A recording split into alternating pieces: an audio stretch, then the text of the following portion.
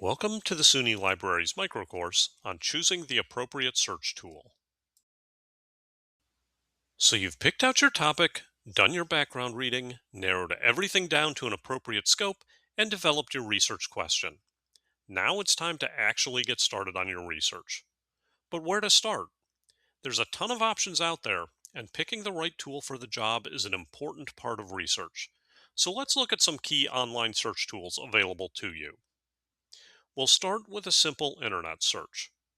Obviously, this is your go to if you're looking for the weather forecast or reviews on your favorite streaming show, but it's also good for finding background reading, current statistics, or coverage of recent events on your topic. But you really don't want to do a web search if you're looking for academic sources like journal articles.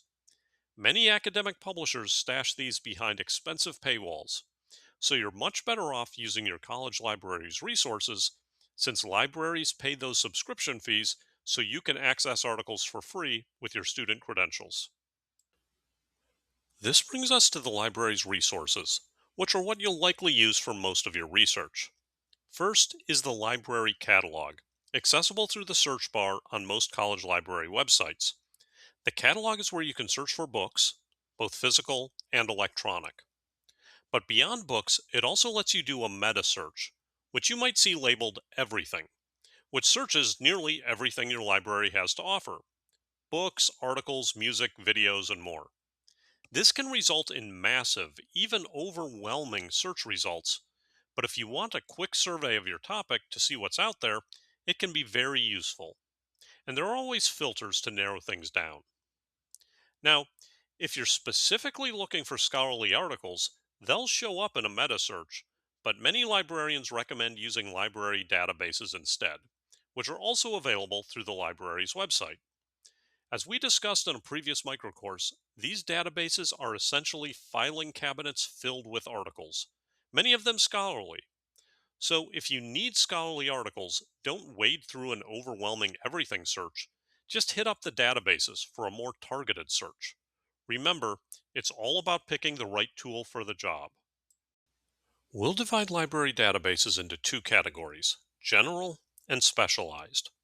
General databases, like Academic Search Complete and JSTOR, contain articles on most subjects and can be useful if your topic crosses multiple academic fields, if you're exploring your topic for the first time, or if your library doesn't have a specialized database on your subject, since not every library subscribes to the same resources.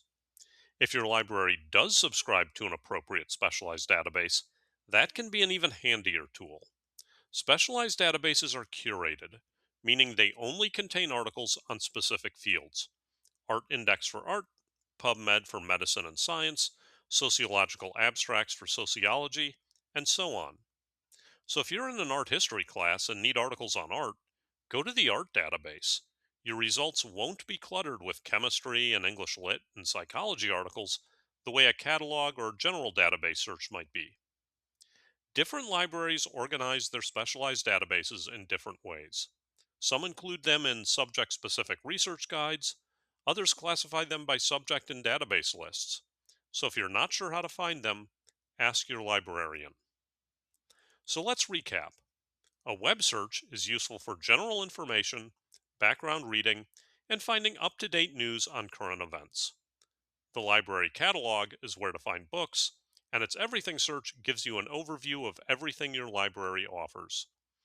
A general database is your best bet for a broad survey of scholarly articles, especially if specialized databases aren't available on your subject, and a specialized database is for a precision search of scholarly articles in a particular field.